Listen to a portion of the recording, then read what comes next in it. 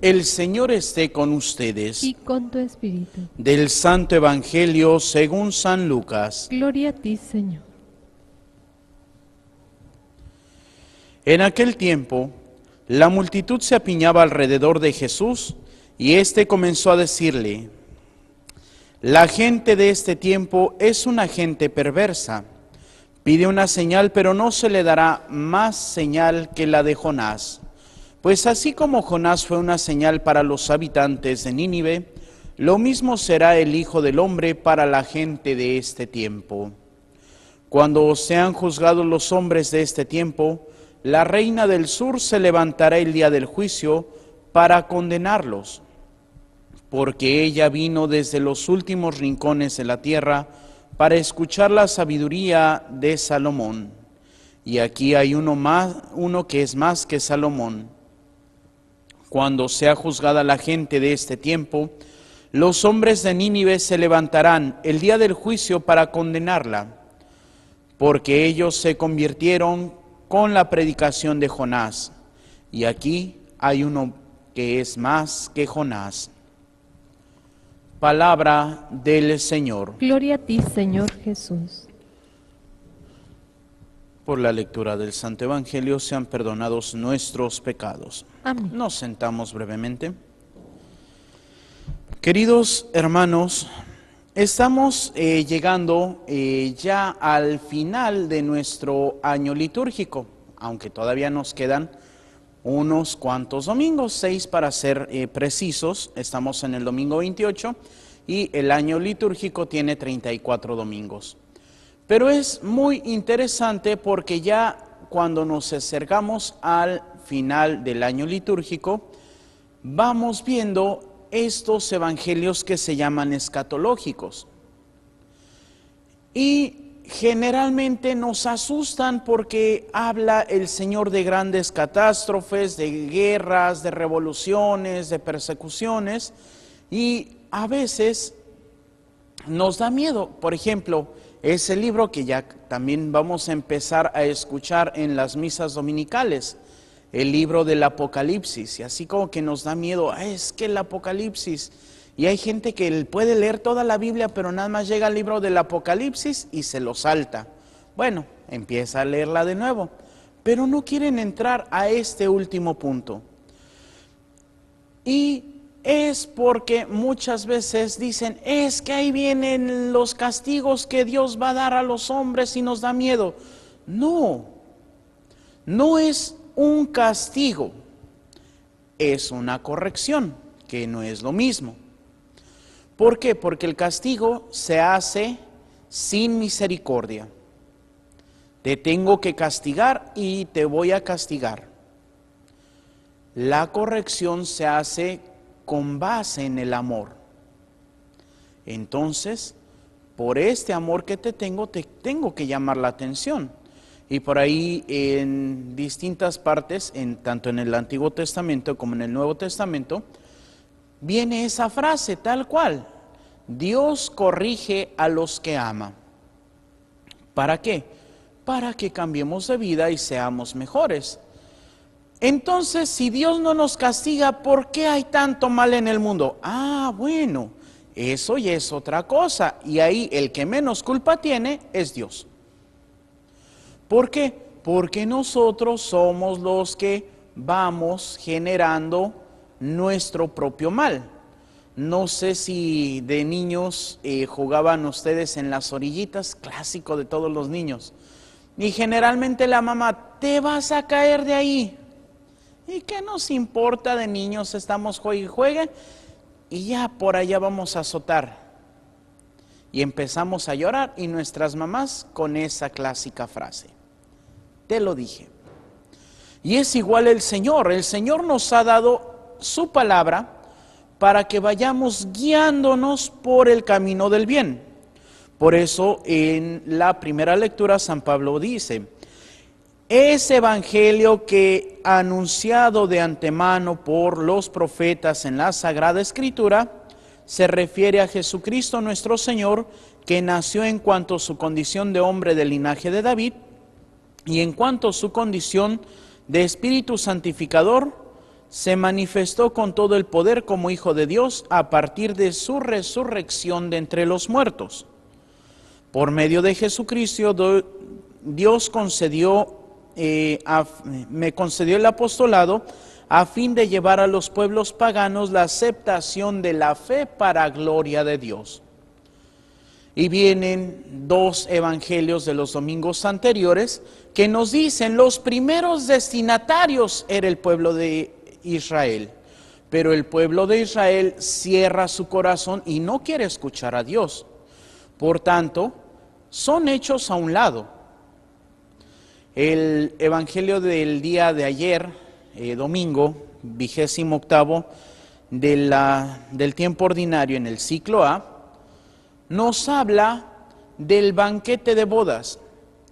Y aunque el banquete está preparado, no quieren aceptar al Señor. Y luego viene, entonces el rey mandará a sus criados, a sus tropas, para que den muerte a esos desalmados y prendan fuego en la ciudad. Y ciertamente hay exégetas que dicen, es que eso ya pasó. En el año 77 después de Cristo, la invasión de parte del general Vespasiano y su hijo Tito en Jerusalén, la destrucción de Jerusalén, y por ahí, ahora que algunos de los padres de la arquidiócesis están en Roma, seguro han de haber ido a conocer la ciudad, y ahí en la ciudad de Roma está el famoso Arco de Tito, con toda la historia de la destrucción del pueblo, o más bien de la ciudad de Israel. Y está esa famosa imagen de un hombre que está parado en un solo pie delante de un general, porque la historia dice que uno de los soldados llega y le dice, a ver, dime el resumen de toda tu fe mientras puedes estar parado en un pie. Y pues podríamos decir el resumen de toda la fe judía está en esa regla de oro que el mismo Señor dice: amarás a Dios sobre todas las cosas y a tu prójimo como a ti mismo. En esto se resume toda la ley y todos los profetas. Entonces, ¿cuántos de nosotros realmente buscamos amar? ¿Cuántos de nosotros buscamos hacer la voluntad de Dios? Estamos buscando, como este pueblo de Roma, al cual San Pablo les está escribiendo para que sean mejores, ¿o hemos rechazado al Señor como el pueblo de Israel? Hemos rechazado al Señor en la vida práctica, porque muchas veces podemos decir, ay no, es que yo sí soy buen cristiano, yo voy a misa todos los domingos, rezo el rosario, pero vivo peleado con todo mundo. Es que sí soy buen cristiano, pero ando criticando a todo mundo. Soy cristiano, pero estoy a favor del aborto, a favor de los matrimonios del mismo género. Entonces no está siendo buen cristiano.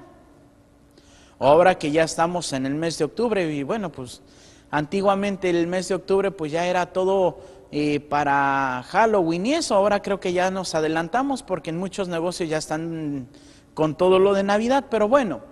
Es que soy buen cristiano, pero voy a disfrazar a mis hijos de diablitos para que vayan a pedir dulces. Entonces, ¿estamos siendo buenos cristianos? Pues no. Y en muchas cosas se nos va yendo. ¿Cuántas veces podemos nosotros dedicar un momento a conocer nuestra fe? Simplemente, ¿cuántos de nosotros conocemos los 10 mandamientos? ¿O cuántos nos acordamos que los aprendimos de niños?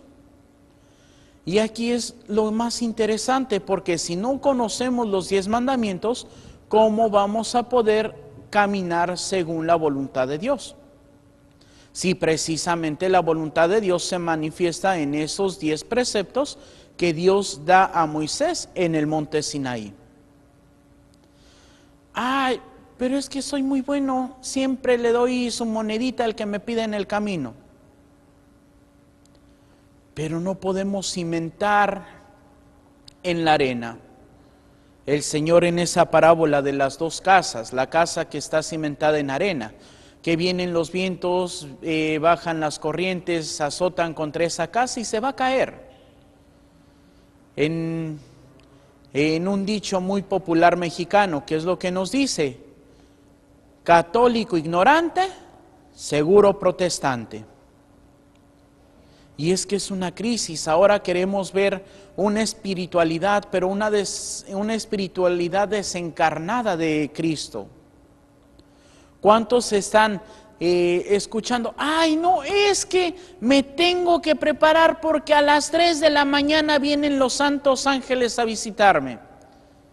¿Cuándo? Si siempre desde el día que naciste tienes a tu ángel de la guarda. ¿Cómo vas a esperar a que venga el ángel? Ay, no, es que, pues sí, soy bien cristiano, pero tengo que ver qué dice mi horóscopo. ¿Y por qué entonces el Señor dice en su palabra, aléjate de aquellos que leen los astros y adivinan el futuro? Ay, es que soy bien cristiano, pero creo que me hicieron algo mal. Voy a ir a que me hagan la limpia. Pues de la cartera, ¿por qué? De otra cosa no. Y es ahí donde podríamos preguntar, ¿realmente vivimos la fe? ¿Realmente estamos siguiendo a Jesucristo como Él nos los pide? Y hay un pasaje evangélico en el Evangelio de San Mateo, no en el de Lucas, que dice, y cuando Cristo venga en su gloria, ¿encontrará fe sobre la tierra? ¿Realmente tenemos fe o venimos a la iglesia por tradición? ¿Realmente lo vivimos o nada más es por cumplir con un precepto? Y es aquí donde tenemos que abrir nuestro corazón. Nos va a juzgar la reina del sur, nos va a juzgar el pueblo de Nínive, no porque no vengamos al templo, no porque no hagamos el rosario, sino porque no vivimos lo que decimos profesar. Y es ahí donde vendrán los castigos de Dios, y digo castigos entre comillas, porque no va a ser culpa de Dios, es culpa de uno mismo que se deja llevar por mundanos criterios. Cuando el Señor nos dice, no se dejen vencer por el mundo, cuando los salmos de la Biblia dicen, no se dejen guiar por mundanos criterios, pero nos encanta. ¿Por qué? Porque el mundo nos dice, ¿qué importa? Tú vive, tú disfruta, el mundo se ha hecho para disfrutar. Y cuando el Señor no cambia el dedo del renglón y nos dice en el sacrificio, en el tomar la cruz, en el seguirme. Y hay veces que uno pudiera decir, ay, pues es que ¿para qué hago tanto si nadie lo valora? Bueno, porque hay alguien que lo va a valorar más que nadie, y es Dios. Por eso muchas veces cuando sentimos que nos hacen algo, decimos esa frase que ya se ha vuelto famosa, pero hay un Dios. Ay, cuando tú haces algo malo, ¿por qué no dices, pero hay un Dios? Cuando me hacen algo los demás, pero hay un Dios que te va a juzgar. Dítelo a ti también. Hay un Dios que me va a juzgar. Hay un Dios que va a calificar mis acciones. Y no es por castigo, es por justicia. Porque Dios es misericordia, sí, hasta el último segundo de tu vida. En cuanto mueras, Dios ya no es misericordioso, sino es justiciero. Y no justiciero en el sentido malo, sino que tiene que ver la justicia. Por eso podemos encontrar el juicio de que nos va a hacer Dios en las Sagradas Escrituras. Mateo 25, 31 y siguientes. Cuando el Señor venga en su gloria, juzgará a los buenos de los malos, como el pastor separa las ovejas de los cabritos, y a los de su derecha les dirá, venid benditos de mi Padre a tomar posesión del reino preparado para ustedes desde la creación del mundo. Pero también nos puede decir, Apártense de mí, malditos de mi Padre, vayan al fuego eterno preparado para el diablo y sus ángeles. ¿Y en dónde está la diferencia? En nuestro testimonio de vida. Tuve hambre y me diste de comer, tuve sed y me diste de beber, estuve desnudo y me vestiste, forastero y me hospedaste, enfermo y me visitaste, encarcelado y fuiste a verme. Pero ¿cuándo, Señor? Cuando lo hiciste con aquellos más pequeños. Pero también nos puede decir, apártense de mí, malditos, porque tuve hambre y no me diste de comer, tuve sed y no me diste de beber, estuve desnudo y no me vestiste, forastero y no me hospedaste, enfermo y encarcelado y no fuiste a verme. Pero ¿cuándo, Señor, no lo hicimos? Cuando no lo hicieron con aquellos más pequeños, tampoco conmigo lo hicieron. El castigo, por así decirlo, no lo buscamos nosotros. Como el borrachito que después de ponerse una buena, al otro día tiene la cruda. Y hasta dice, ay Señor, si en la borrachera te ofendí, en la cruda me sales debiendo. Y que el Señor te puso la botella en la boca y una pistola en la sien para que te la tomaras. Pues no, uno mismo es el que se lo busca. Esta enfermedad que ahorita está de moda, que es la diabetes, ¿quién se la busca? Uno mismo. ¿Por qué? Porque no debemos de tomar mucha soda. Pero eso sí, me tengo que tomar mi Coca-Cola de 2 litros diaria. A veces nos dicen, toma agua simple. Ay, no, es que sabe re feo. Aunque sea le pongo una cucharadita de azúcar. Y entonces, ¿quién es el que se está dañando? Uno mismo. ¿Quién es el que se está condenando? Uno mismo. Dios no nos condena, nosotros nos condenamos.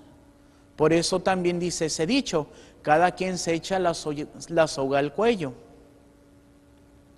Entonces tenemos que cambiar. Todo lo importante es la conversión. ¿Para qué nos dice Dios esto? ¿Para asustarnos? No, para que nos convirtamos. El pueblo de Nínive, que ni siquiera era judío, con la predicación de Jonás se convierte, cambia de vida. ¿Por qué nosotros no cambiamos de vida? ¿Por qué nosotros no nos esforzamos en seguir el planteamiento de Dios? Ay, es que Dios es tan misericordioso que yo cuando me muera me va a perdonar todo. Pero también dice San Agustín, aquel que te creó sin ti no puede salvarte sin ti. Tú necesitas dar muestras. Tú necesitas caminar, dar ese testimonio de verdadera fidelidad a Cristo para poder hacer las obras de bien.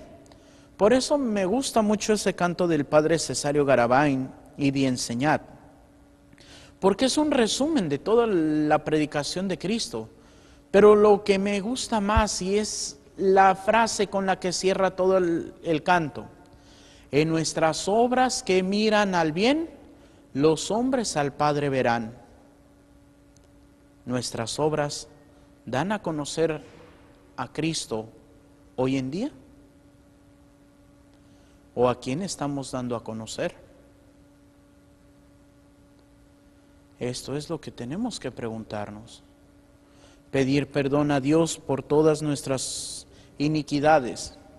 Dice esta generación malvada y perversa.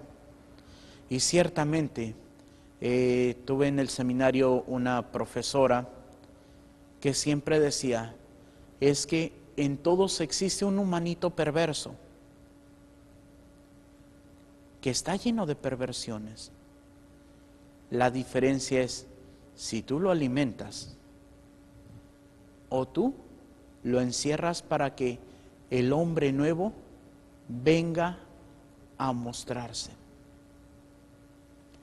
Y eso es lo que tenemos que hacer. Vivir realmente este proceso de conversión. Vivir realmente para cumplir la voluntad de Dios. Y eso cómo se hace, escuchando más al Señor, meditando en el corazón y viviéndolo. ¿Va a ser difícil? Claro que sí va a ser difícil. pero no es imposible. Claro que posiblemente nos cueste mucho, pues sí, pero es un camino hermoso. Es como ese sueño, esa visión de San Juan Bosco, donde va él caminando con muchos compañeros entre los rosales. Y todo el mundo dice, ¡ay, qué bonito! Miren que Juan Bosco va entre las rosas. Pero se va desgarrando las piernas por las espinas.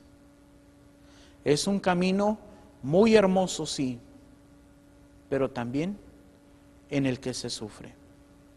Y no se sufre por sufrir, se sufre por Cristo. Porque es muchas veces negar lo que quiero, lo que me gusta, lo que me place, por hacer lo que es la voluntad de Dios. Por eso, lo único que el Señor nos sigue prometiendo después de 2000 años es la cruz. El que quiera venir en pos de mí, que se niegue a sí mismo, que tome su cruz y que me siga. ¿Aceptamos la cruz de Cristo o la rechazamos? Y este es un problema que no es nuevo, prácticamente desde el tiempo de Cristo está.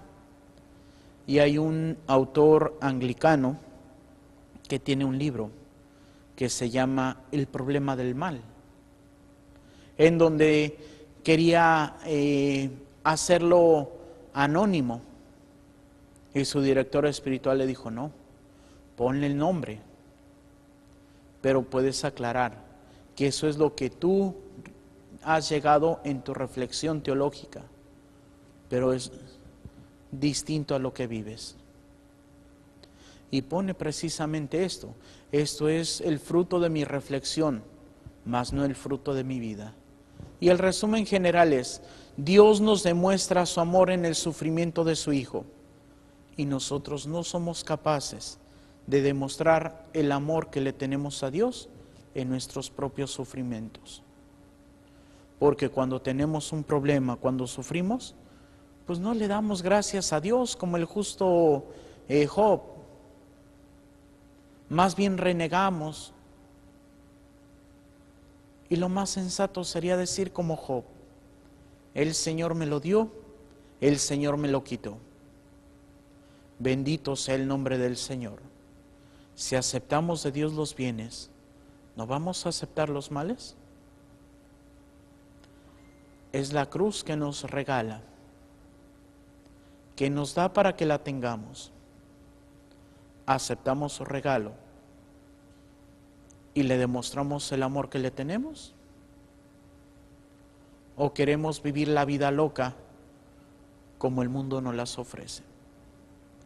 Pidámosle al Espíritu Santo la gracia de una verdadera fidelidad al Señor, que nos dé el don de su Espíritu, para que podamos caminar siempre siguiendo los pasos de paz y santidad. Que así sea, para gloria de Dios Padre, Hijo y Espíritu Santo. Nos ponemos de pie y vamos a hacer nuestra oración de Padre Carlos de Foucauld. Padre, me pongo en tus manos, haz de mí lo que quieras, sea lo que sea, te doy las gracias. Estoy dispuesto a todo, lo acepto todo, con tal de que tu voluntad se cumpla en mí y en todas tus criaturas. No deseo más, Padre, te confío mi alma, te la doy con todo el amor de que soy capaz, porque te amo y necesito darme a ti, ponerme en tus manos, sin limitación, sin medida, con una confianza infinita, porque tú, Señor, eres mi Padre. Amén. Nos sentamos y continuamos con nuestra celebración.